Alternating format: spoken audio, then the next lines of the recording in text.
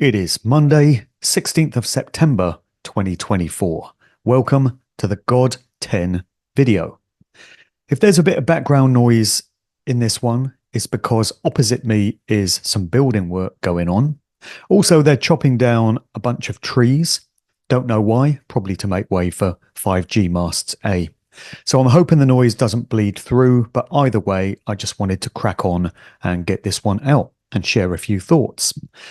A few people have been kind enough to express concern about my spiritual, mental, and emotional well-being since I've started putting out this series of videos.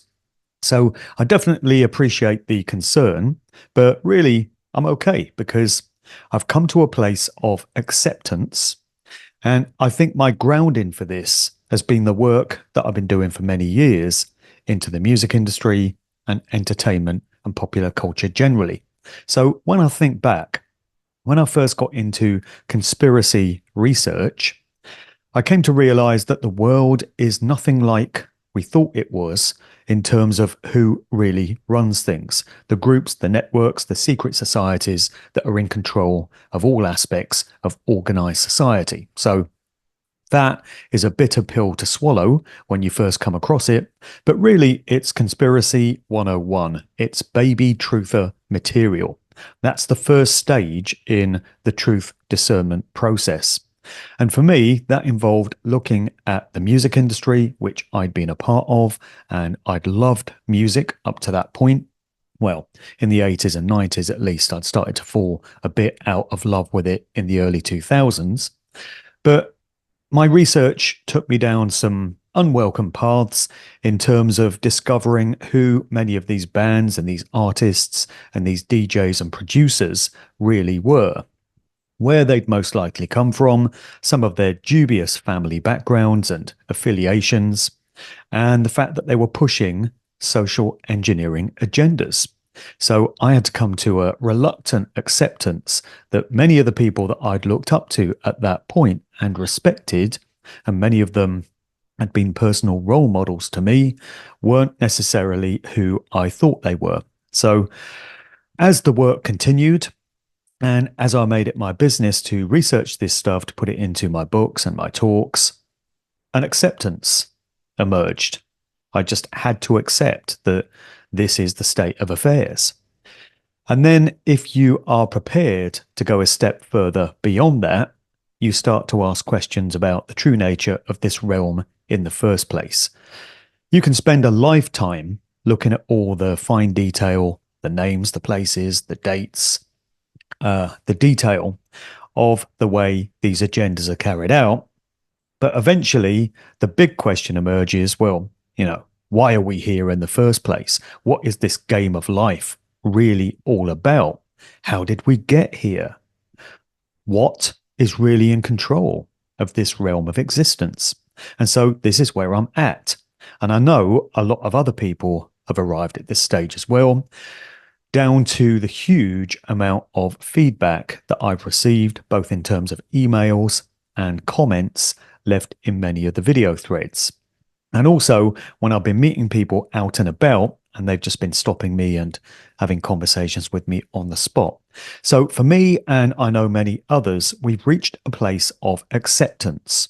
It is what it is. You can't change this place because it's unchangeable. It's set up by a malevolent entity or force to generate fear-based energy and suffering and trauma and all the rest of it. It sounds grim, I know, but I didn't make it this way.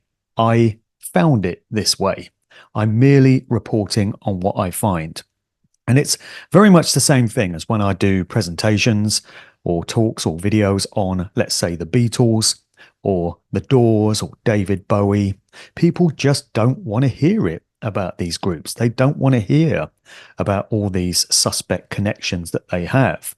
But again, it is what it is. Other forces, other parties made it that way. And I and other researchers are merely commenting on what we found. So it's the same process with this God question and considerations on the true nature of this realm, what we're doing here, where we're going. I'm at a place of acceptance because we just have to make the best of it for however long we're around. And it seems to me that this simulation reality has been set up to self-govern. So there's no real need for entities to be presiding over it and poring over the fine detail of what goes on here and all our lives on a daily basis, because it's been set up as a kind of AI algorithm controlled reality. And it's analogous to a website, a company website, a corporation, the way they operate. So let's just take as an example Ryanair, that lovely airline run by that nice man, Michael O'Leary, of Bilderberg Group fame. So, for instance, if you choose to book a Ryanair flight, let's say you want to go on your summer holidays to Alicante. So you can go on ryanair.com, you book a flight, let's say Stansted to Alicante, and you put in your dates and stuff, who all the passengers are. And then the website offers up a bunch of options. Ryanair have been doing this since the start, and it seems their business model has been taken on by pretty much every other airline in the world, where they just bolt on added costs. The initial flight appears attractive in terms of its cost, but what they don't tell you is that it's going to cost you extra to take on suitcases. It's going to cost you extra to seat your family together if you want to pick your seats and make sure you're not randomly scattered throughout the plane, things like this. The food and drink is, of course, extortionate prices, and that's how they make their money. They just add on all these extra things. But the website takes care of that. So you'll book the flight, then it will offer you the opportunity to book your suitcases, and maybe book some food ahead of time. It will offer you priority boarding. It might offer you car hire and discounts to tourist attractions at your destination, things of this nature. But there's no humans controlling this. There's nobody overseeing this process and watching over your booking and offering you this stuff. The system is doing it. And I think that's what's going on in this reality. It's been set up rather like an AI-controlled corporate website where behaviors and actions that take place here are automated. And it's been specifically constructed to cultivate all this fear, pain, suffering, and all the rest of it. So the best thing that any of us who come to these realizations can do is try and navigate our way through it as best we can. I definitely don't take a nihilistic view to all of this, which I think some people have got it twisted and they think that I've sunken into a very dark place. No, it's just a place of acceptance. And I personally feel like being kinder to everyone else and to other living things out of a recognition that we literally are all in this together. So you can be nihilistic, you can be negative, you can be a selfish shit and tread all over everyone else if you choose to. Probably a great career in politics waiting for you if you do. Mr. Starmer. Sorry, Sir Keir. Let's get it right. But I think a much better approach is to recognize that we are all brothers and sisters, and we're all trying to make our way through this maze as best we can. So we may as well be supportive of each other. We may as well be as generous and as helpful to others as we can. And maybe together we can find a way out of this. So in the last video, I spoke about some possible preparations that we might make for the time when we pass over out of this reality, leave these meat suit bodies and go back to other states of consciousness. And I do accept that there is a creative force out there, a generative force behind everything, which people would call God. I don't accept that the original God of creation is the one that presides over this shithole hell world. No, that's a different kind of entity altogether. But beyond that, it is possible to return to original source from which we emanated. And I think there are probably ways that we can prepare for that process. So the idea of the reincarnation soul trap has become a very popular one. It's been discussed on previous videos, plus in a few conversations that I've had with guests this year. And one of the suggestions which came up in my chat with Howdy McCoskey was what he refers to as a recapitulation exercise. And I think Eric Dubé mentioned this as well. And the idea is that if we encounter these beings of light and the white tunnel of light when we pass over, and we're enticed or coerced into coming back to, resolve karma and sort out stuff that we didn't sort out in these lives, and to undergo growth and evolution, and all these ways that we're gaslit, presumably, in terms of this suggestion, gaslit and guilt tripped into coming back here against our will. Part of that process involves a life review, we're told. Many near-death experience survivors have come back and said that that's what they encountered. So every detail of their life flashed before them, and the focus is on your shortcomings.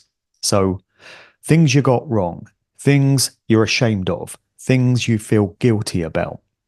So the idea of doing this so-called recapitulation exercise, I prefer to call it a reconciliation exercise, because you're not capitulating to anyone or anything. It's reconciliation.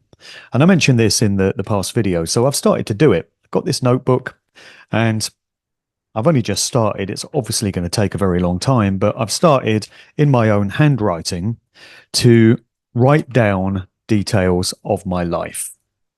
It's important to do it in your handwriting so that it's personal to you, not just typed up on a computer. It's the lost art of handwriting. And it involves you, yourself, voluntarily going through all the details of your life. Now, when you get to my age, it takes quite some time to go through every detail of your life, but it's a good way to pass the long winter months ahead, I tell you, doing this. And it involves being very candid and very honest with yourself. So the aspects of your life that you are ashamed of, that you feel guilty about, that you're not proud of, you just have to be very, very blunt about that and get all that stuff down and say what you did to someone else.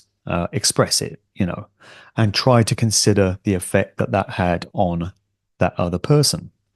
It's going to be uncomfortable, but I feel better to do it in these lives while we've still got the chance.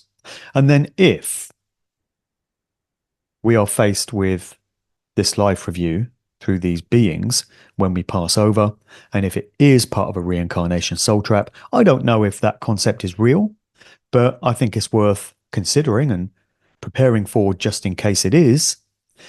Then you can say, already done that, mate. Already been through my life review. I've faced my demons. I've done that dark night of the soul. I've recognized how my actions may have impacted negatively on others, and I've come to terms with it. I've reconciled it all, and I don't need to do that. So I'm going to choose to stand in my power in recognition that I'm sovereign and an expression of original source consciousness. And no matter what methods of coercion and trickery and gaslighting you attempt to use on me, I'm not having it. The answer is no, 100% of the way. I'm not going back. I'm going beyond. That is the kind of resolve that we have to have.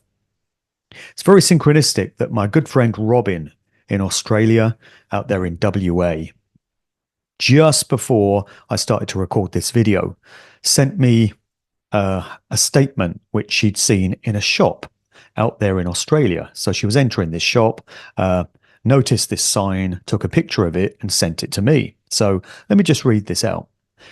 I expect to pass through this world but once.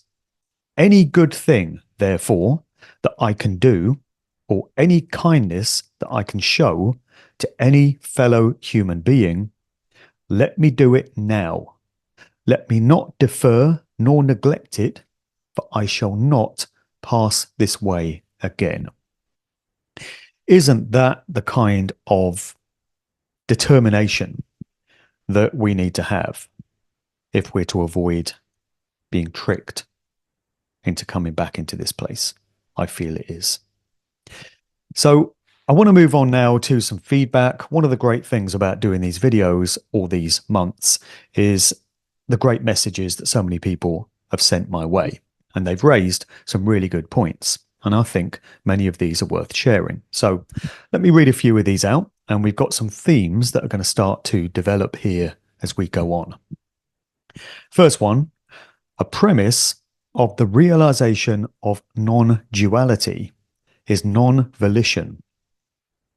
With that said, and just my opinion, the guilt and shame we experience is all part of the demiurge programming. There's never been any personal choice here in this realm. I believe this is part of the demiurge's program, and the only choice we have is at the life review to say, no, your construct based on cause and effect, which you created, imprisoned me in the matrix. Any thoughts or action were not mine by default. Therefore, I now choose to part from this web into the truth. Goodbye. It's a bit like Anne Robinson on The Weakest Link back in the day. You are the weakest link. Goodbye. Yeah, okay. See you then. Didn't want to be here in the first place. I can cite authors who helped me. Robert Sapolsky, Richard Oerton, Bernardo Kastrup, as well as sailor Bob Adamson, who support the idea of non-volitional living.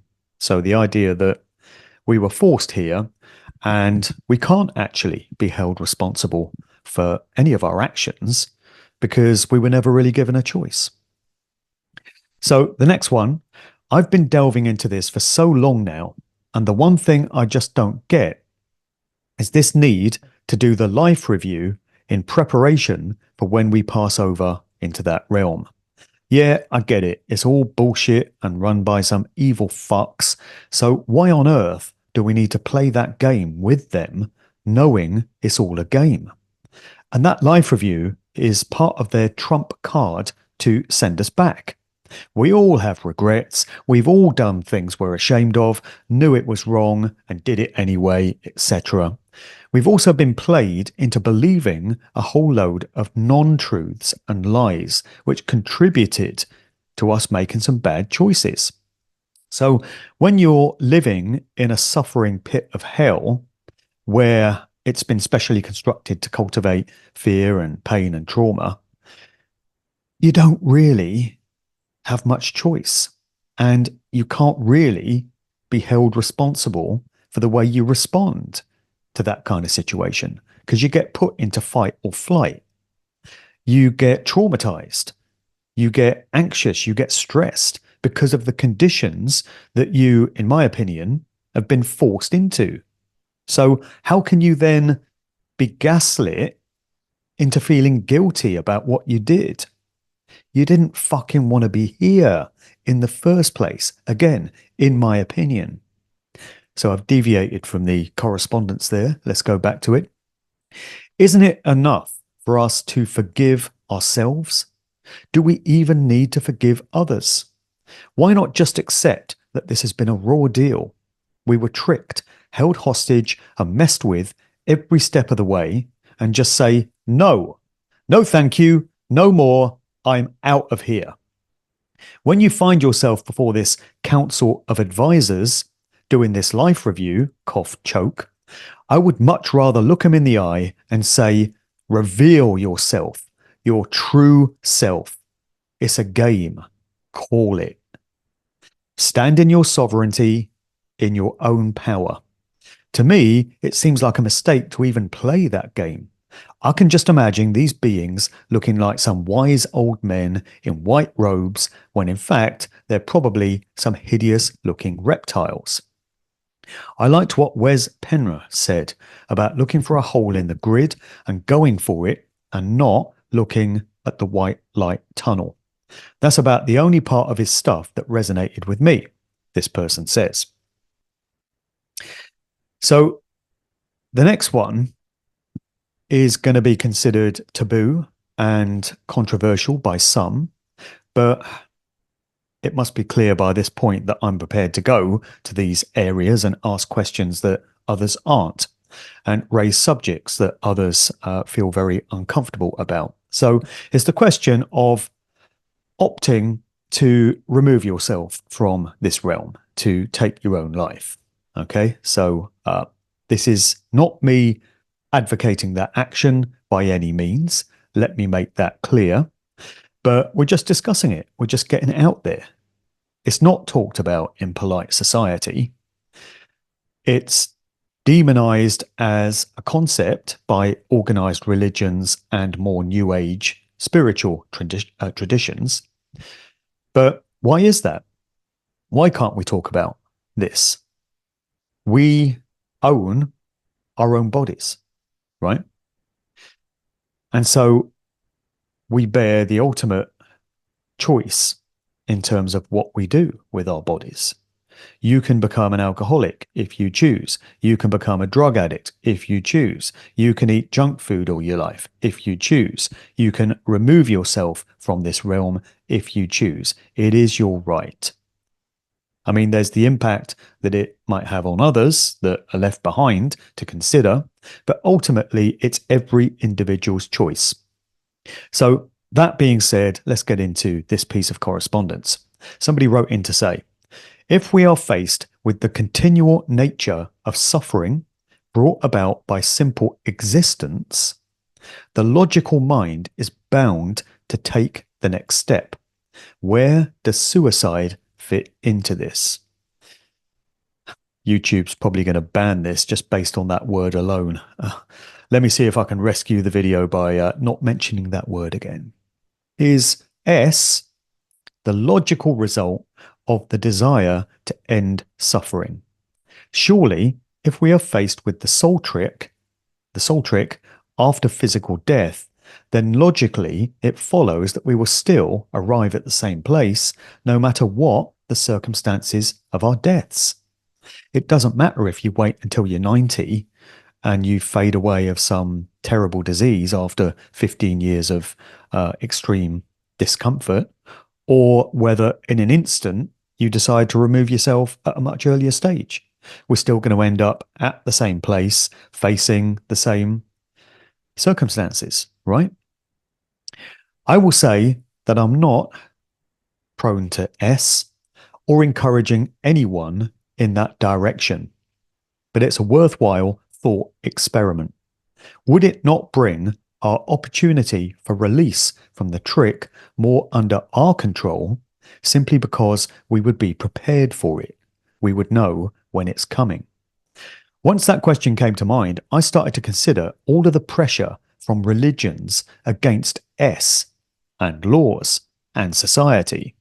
Why would all this apparatus be set in motion to keep everyone from heading towards their increasing suffering through circumstance, sickness, disease, and old age?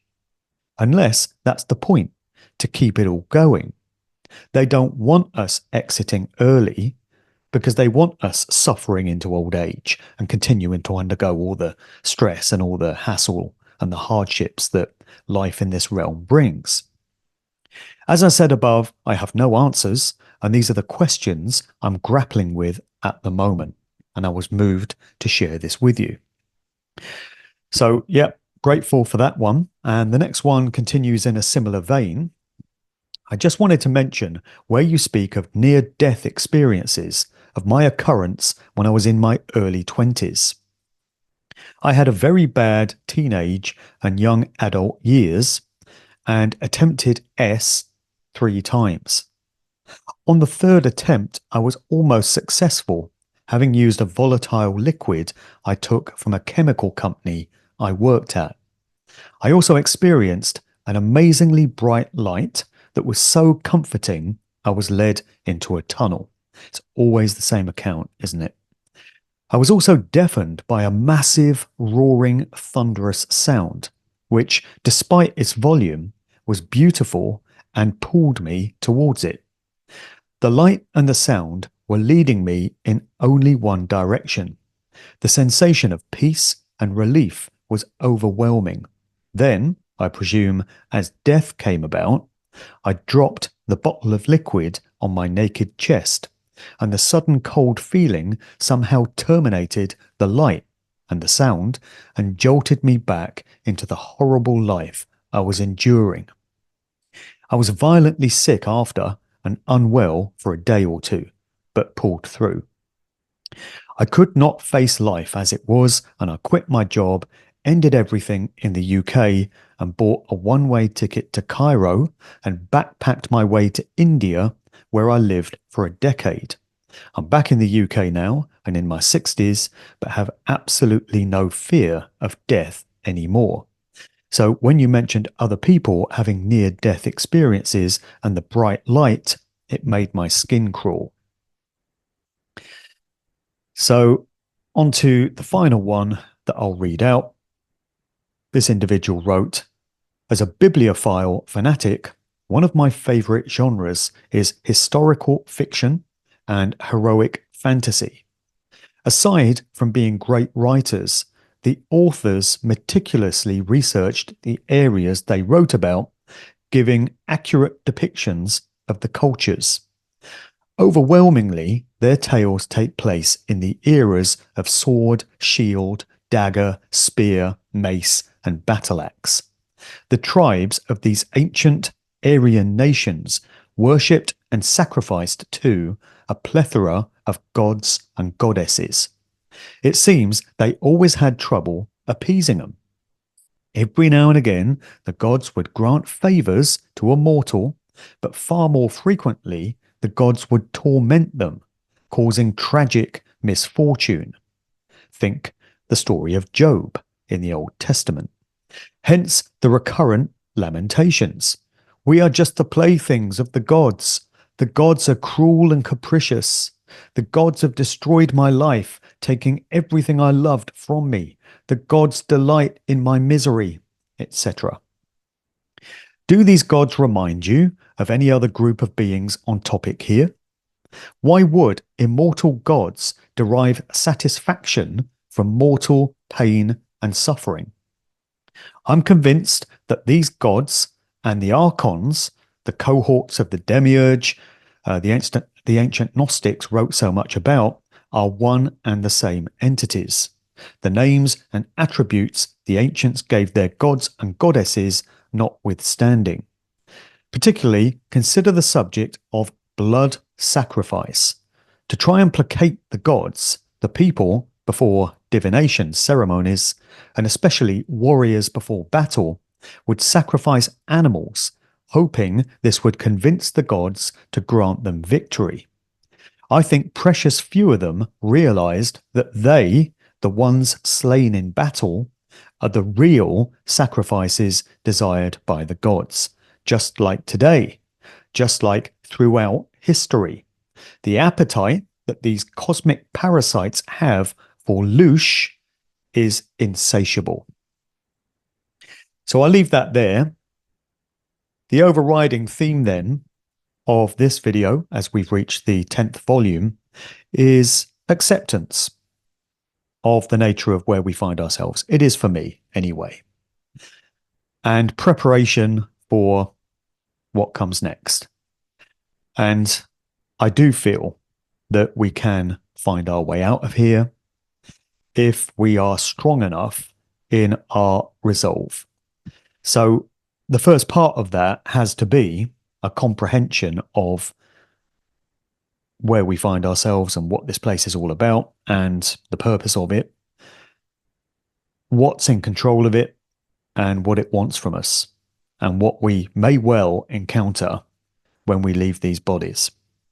And maybe that knowledge, coupled with the determination to never ever come back to this place in any way, shape, or form whatsoever is enough to allow those of us who choose to move beyond and never have to come back. So, in the same way, the work of myself and many others exposes how rock bands and DJs and scenes and fads and trends are used to cultivate certain social attitudes to shape and mold societal groupthink and get people behaving in certain ways and believing certain things. The same process, the same principle applies to these spiritual matters. When you learn what a rock band or a sports star or a film actor is really all about and what their work has been trying to coerce you towards, you can break the spell and move beyond that and no longer be susceptible to the mind control. And that same concept works on a cosmic level as well. Break the mind control, break the spell, know better, resolve to never be fooled in the same way again. So, just on a personal level, maybe that's what my work into the music industry has really been preparing me for, and also to share this information with others. It was the preparatory steps in this process. Learning how you're duped through popular culture is a precursor to learning how you've been duped on the largest scale possible, the cosmic scale. So, all that having been said, moving on to a few announcements. I've knuckled down to the writing of my next book.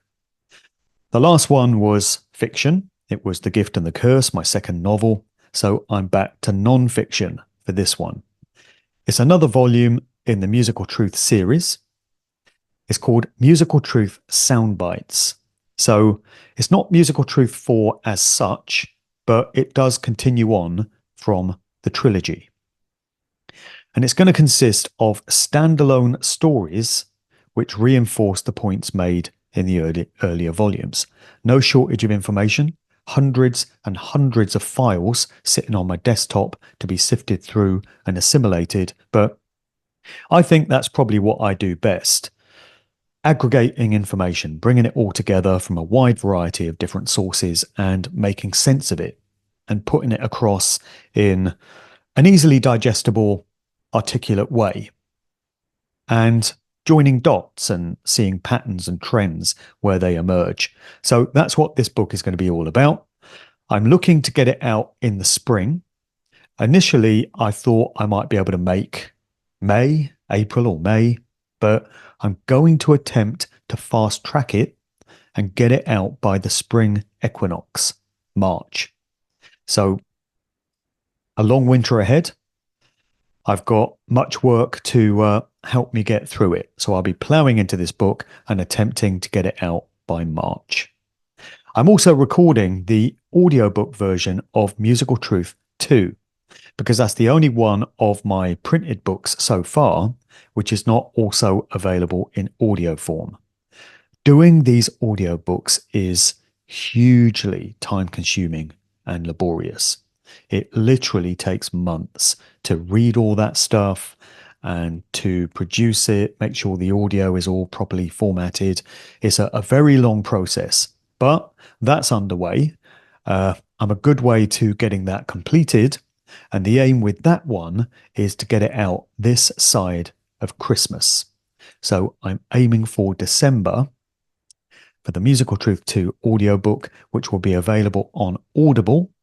But also you can get a download of the whole thing from me personally. And as soon as that's ready, I'll be announcing it on all my platforms. I want to mention that I have a new Substack page. Just started it. And I'm going to be previewing material from the upcoming book on Substack to my subscribers there. Already started, in fact. I've been posting articles on what I'm referring to as the gatekeepers of the dance music scene, electronic dance music. So I've posted articles so far on Pete Tong, Carl Cox, and Judge Jules. I've got one coming very soon on Norman Cook, aka Fatboy Slim. They're all going to be up on Substack, which means if you subscribe to that page, you can get to see these articles before they appear in the book. So if you're interested in that, the link to the Substack is below, and you're welcome to join my community there. My Patreon continues. This is a great way of supporting me and my work if you've found value in it. So if you choose to, you can become a Patreon subscriber, and that gets you access to exclusive content that I don't post anywhere else online. I offer at least 3 videos per month, and for a very small cost, the cost of a sandwich or a cup of coffee, you can become a Patreon supporter and get access to that information each month. So if you feel to support me in that way and you would like to get content that you won't find elsewhere, please consider becoming a Patreon. Again, links below. I've got a new TikTok account. This was a reluctant thing.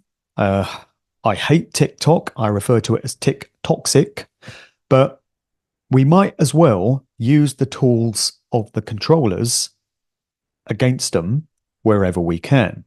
So these platforms were obviously set up for mind control and surveillance and monitoring and data gathering and such, but we can still use them to our advantage because we can reach large numbers of people with empowering information that way. So for years, I've been doing that with Facebook, YouTube, all these other video channels, but I've always resisted TikTok, mainly because it's for kids, young people. And this is the point. It strikes me that TikTok is a great platform, a wonderful opportunity to get information of the type I put out in front of younger audiences, because I continue to look out at the audiences that I get to my live talks at conferences and meetups and such, and invariably 90% of the audience is in the 50 to 70 age group. And it strikes me that this is largely preaching to the choir, because people of that sort of age, that point in life, have figured out that they've been duped, they've been mind controlled. They want to know the methods and the tactics that have been weaponized against them. And of course, there's value in that. But the generation that the controllers always have in their sights are the young ones, the youthful generation of any given time. And they're the ones we really need to reach.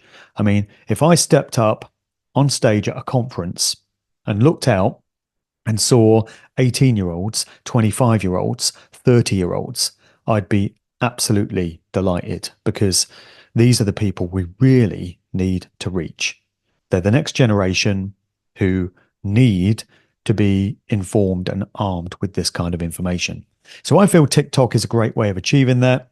I've got a friend, Sam, who's been working on formatting some videos for me. That's much appreciated. There's this thing, ClipCut, is it? This AI program that takes clips from longer videos and chops them up into easily digestible segments, puts subtitles on them and such. So there's a whole bunch of those on my TikTok account. And I would urge anyone that wants to support my work getting out there to a younger audience to share this TikTok channel and try and get others to subscribe to it. That's what we need, subscribers, because a channel thrives when it's got many, many subscribers getting access to the information. So link to the TikTok below. Upcoming events, quite a few of these over the future weeks. So we're looking into October for the next ones. Saturday, the 5th of October, I'll be doing my Dark Occult Aspects of Queen talk in Kent. This is Godmersham, which is quite close to Canterbury. Details of that one on my events page. The following Saturday, the 12th of October, a presentation titled Aleister Crowley, Rockstar, for good reason, because the 12th of October was Aleister Crowley's born date. And this one looks at the unlikely but massive influence that Crowley and his occult teachings have had on rock musicians through the ages. This one is in Waterlooville, which is just north of Portsmouth, Hampshire. So if you can get along to that one, that's the evening of 12th of October. Then going into November, Saturday the 16th, I'm going to be back in Stroud doing a weaponization of psychology talk there, Stroud, Gloucestershire. The following day, Sunday 17th of November in London. Full details of that one to come, so keep an eye on the events page there. But a lot of people message me and say, hey, why don't you ever come to London and do a talk? I've done a few in London, but this is the next one. So if you can get along to that one, it's going to be the afternoon of Sunday 17th of November. Then at the end of November, a double bill in Devon, if you're in the southwest, on Friday the 29th. Still working out the details for it, but it's going to be in the sort of Exmouth area. And that's going to be in the evening of Friday 29th. Then on Saturday 30th of November in Barnstaple in the evening. And then on the 1st of December, on the way back, I'm going to be dropping into Somerset and doing a talk there very close to Yeovil. Again, details of that one to be finalised and ironed out, so keep an eye on the events page. But that's Canterbury, Kent, Waterlooville, Hampshire, Stroud, Gloucestershire, London, couple of dates in Devon, and Yeovil, Somerset in the weeks ahead. Full details at djmarkdevlin.com/events. And the final one I want to mention is to end on a bit of a happy, uplifting note. Imagine that, eh? In one of my videos. So my good friend Andy Spencer, who's a phenomenal DJ, does a really great live stream show once a month called Happy Daze. And it's going back to the golden years of house music and rave stuff, piano house anthems, basically. Andy does a great job. Live streams on Twitch and various other places, Facebook and various other live streams. And he's invited me to be the guest DJ for the next one. So that's Friday, the 4th of October. And I'm going to be digging in the crates and dusting off a few absolute gems from the late 80s through to the early 2000s. The stipulation is they have to be piano house tunes. So I've got them all lined up and it's going to be very uplifting. If you want to partake in that and you want a bit of joy in your life, then try and tune in if you can. I think it kicks off at 7 p.m. Friday 4th of October, but the recording of it will be posted on my various platforms and on Andy Spencer's platforms as well. So really looking forward to that one. So that's about it. Thanks for watching and see you next time.